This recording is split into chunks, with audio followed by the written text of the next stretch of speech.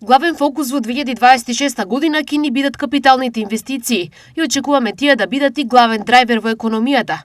Почнавме со 3, па дојдовме до 3,4% од бруто домашниот производ, изјави денес премиерот Христијан Мицкоски. За третиот квартал очекувам повеќе, имајќи предвид дека само во градежништвото имаме раст поголем од 34%. Но нашата цел е да дојдеме до реален раст на БДП од 4 па и повеќе проценти во услови на ваква криза, посебно во автомобилската индустрија, и да дојдеме номинален раст на БДП помеѓу 7,5 и 8%. Што веќе го правиме, бидејќи во првиот квартал беше 7,5, во вториот 7,8. Ова е она кое што представува наша амбиција во ова време и да ги намалиме во тие услови и јавниот и државниот долг. Мицкоски изјави дека економијата оваа година глобално добро се движела.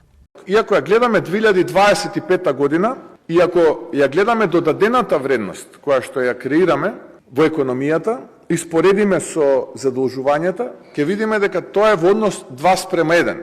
И затоа кога ќе прашаат каков е јавниот и државен долг, одговорот е дека е едниот за скоро 2,8%, а другиот за 3,5% помал од тој кој што бил на крајот 2024 година. Сега ако го споредите 7 години СДСМ и ДУИ, ќе видите дека поголемо е задолжувањето отколку креираната додадена вредност во економијата. Тоа значи дека се задолжувале, а не создавале вредност.